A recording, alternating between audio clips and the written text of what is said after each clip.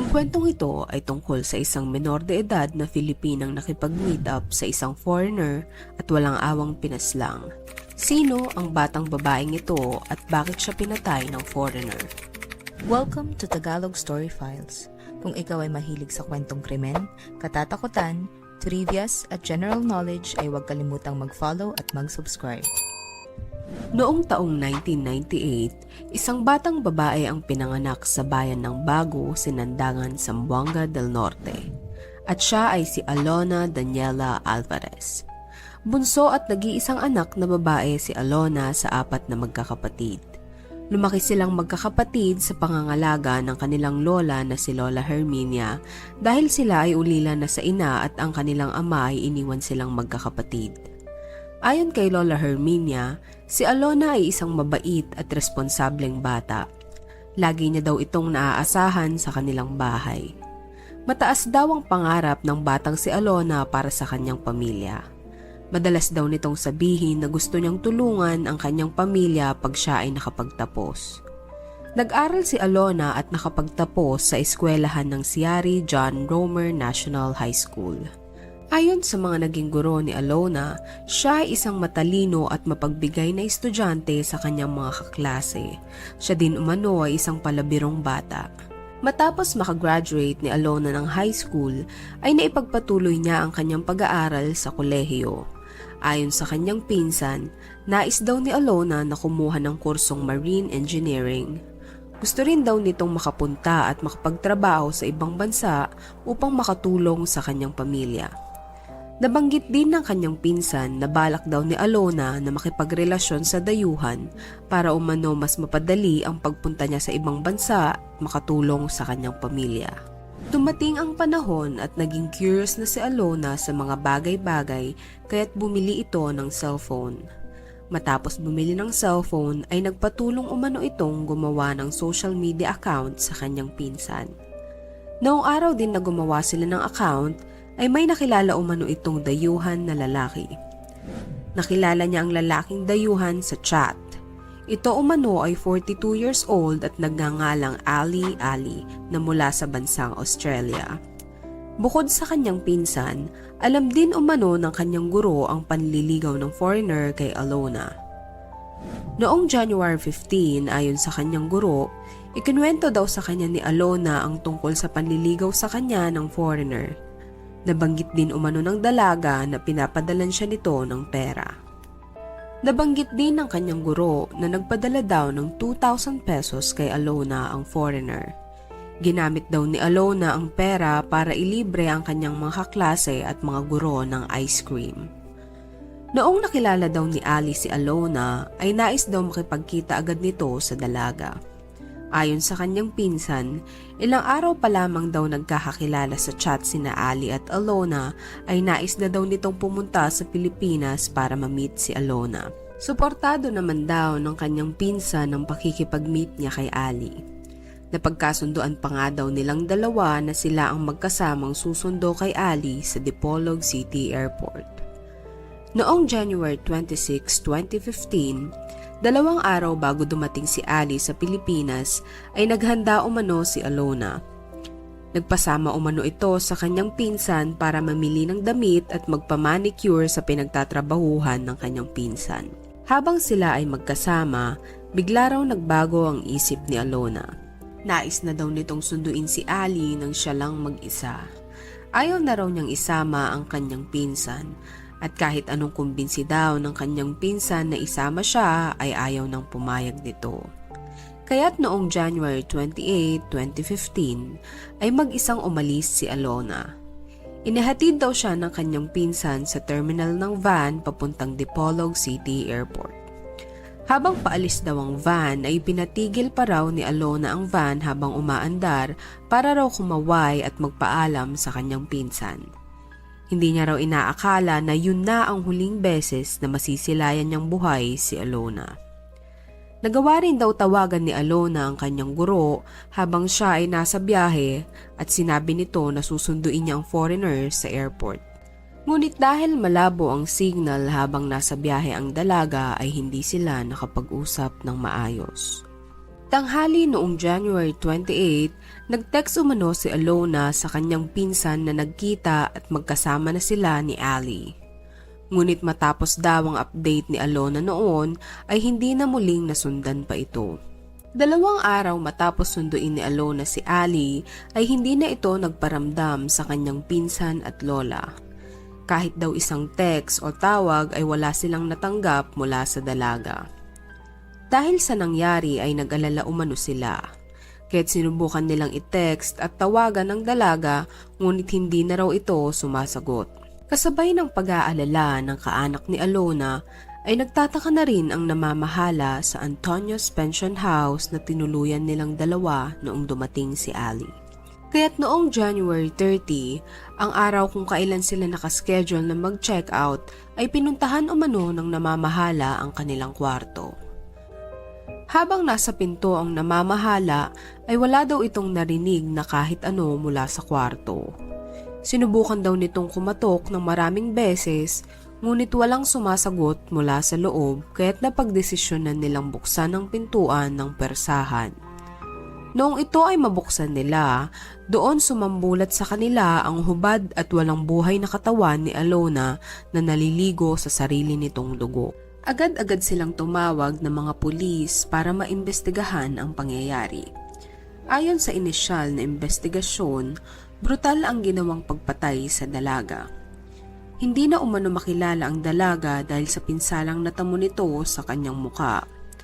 Natanggal din umano ang lahat ng kanyang ngipin at mayroon din itong matinding tama sa ulo na naging dahilan para mabasag ang kanyang bungo. Bagamat hindi na makilala ang dalaga dahil sa pinsalang natamo nito, may mga naiwan umano itong personal na gamit na maaring mapagkakilanlan sa kanya. Natagpuan ng mga pulis ang isang resibo sa remittance center na nakapangalan kay Alona Alvarez. Na-recover din ng mga pulis ang bag at cellphone ng dalaga na may larawan ng isang foreigner. Agad-agad tinawagan ng mga pulis ang kaanak ng biktima. Inimbitahan ng mga pulis ang mga ito at nang makarating ay agad kinumpirma ng kanyang pinsan na si Alona ang babaeng natagpo ang walang buhay sa loob ng kwarto. Nakita umano ng kanyang pinsan ang bagong manicure na kamay nito kaya't nakumpirma niya na ito ay si Alona. Base sa investigasyon ng otoridad, matapos masundo ni Alona si Alice sa airport ay agad silang dumiretso sa pension house sa Dipolog. Agad din umanong binayaran ni Ali ang 2 araw na upa sa room base sa namamahala dito. Ayon sa mga otoridad ay maaring magsisimula ng magtalik ang dalawa bago nangyari ang karumal-dumal na krimen. At base sa mukha na natamo ng biktima ay maari daw na pinagsusuntok ito ng suspect. Ayon sa hepe ng Dipolog Police, sa unang findings nila ay maaring inuntog ng suspect ang ulo ng biktima dahil karamihan ng injury niya ay sa ulo. Tuklap din umano ang balat sa may bandang ulo niya at sa malapit sa pisngi. Pinagpapalo din umano sa mukha ang biktima gamit ang sarili nitong sapatos. Base din sa medical examiner na tumingin ay acute respiratory failure ang naging dahilan ng pagkamatay ng biktima.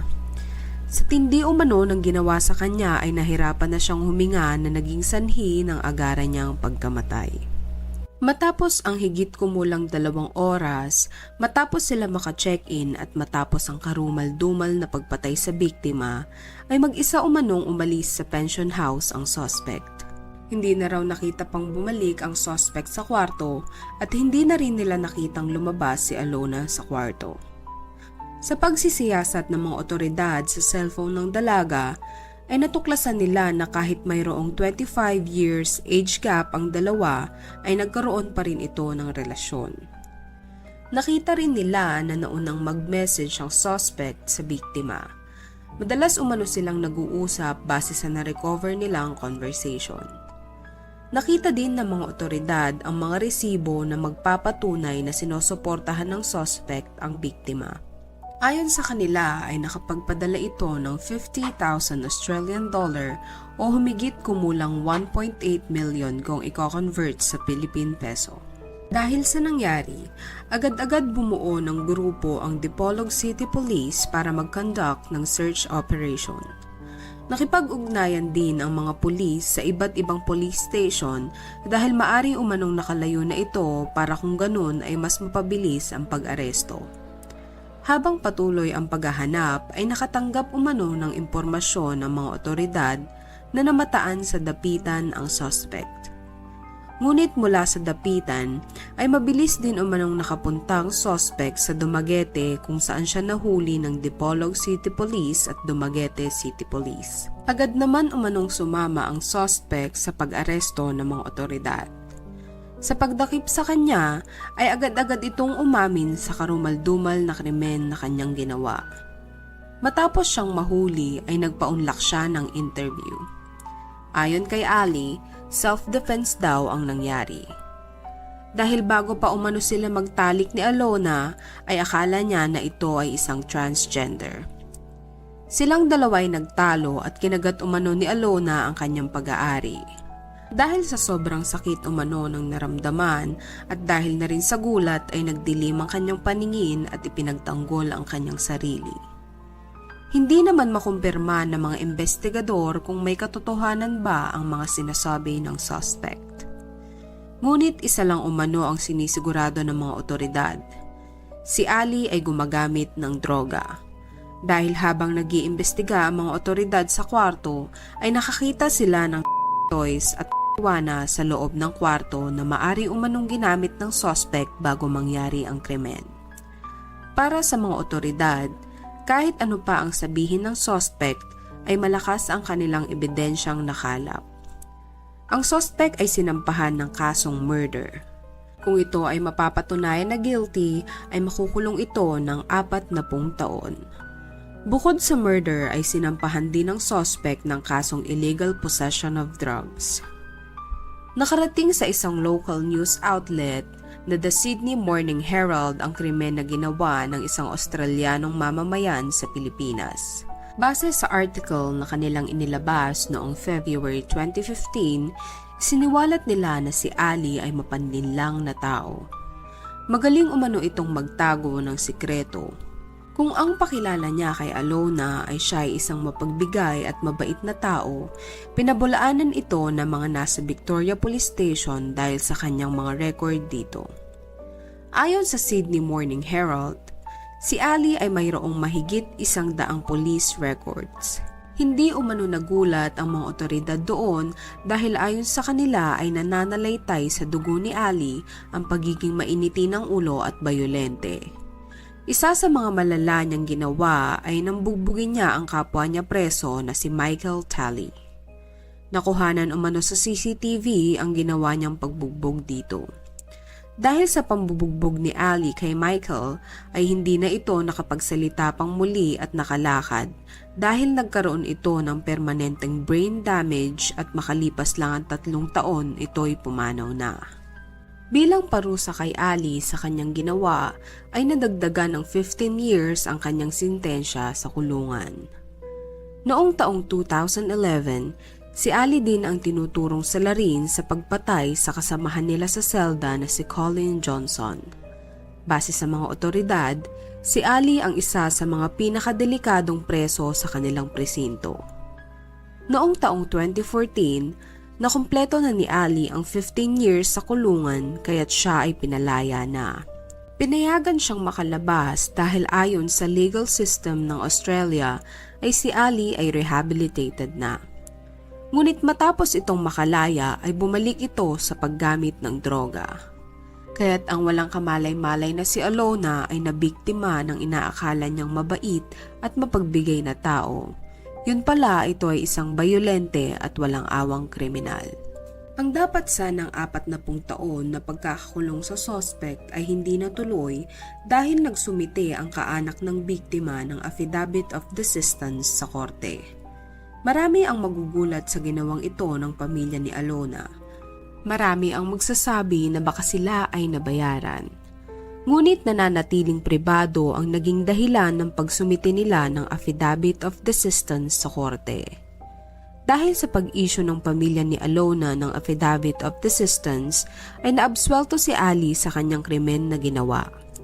Noong taong 2018, nakalaya na si Ali at ito ay nagtungo sa Manila. Ngunit kahit na ito ay naabswelto sa krimen na ginawa niya kay Alona, siya ay muling nakulong noong May 29, 2018 dahil sa kasong illegal possession of drugs. Ayon sa Quezon City Police District, nahuli ang suspect na may bitbit na 2 sachet ng at naaktuhan nila itong gumagamit. Ayon sa QCPD, ang Quezon City Jail ay ginawa lamang para sa 800 na preso. Ngunit noong taong 2022, ang QC Jail ay mayroong 3,800 na preso, kaya't sobrang siksikan na umano sa loob nito. Ultimo basketball court sa loob ng kulungan ay ginawa na rin nilang tulugan. Base sa interview kay Ali, napakahirap umano ng buhay niya sa loob ng selda lalo na kapag summer. Ang selda kung saan sila nakakulong ay may lawak na 14 square meter ay para lamang umano sa 7 tao. Ngunit dahil sa sobrang dami ng preso ay pinagkakasya dito ang 80 preso. Ayon kay Ali, kahit mahirap umano ang buhay sa loob ng selda ay nasanay na siya. Nabanggit din niya na kung ano man ang krimen na kanyang nagawa noon ay nagbago na siya. Sa ngayon, wala pa ding petsa sa paglilitis sa mga kasong naisampa sa kanya ng QCPD, kahit hindi pa tiyak kung makakalabas pa ba siya ng kulungan o hindi. Sa tingin mo, dapat pa bang makalaya si Ali matapos ang lahat ng krimen na kanyang ginawa? Comment down below.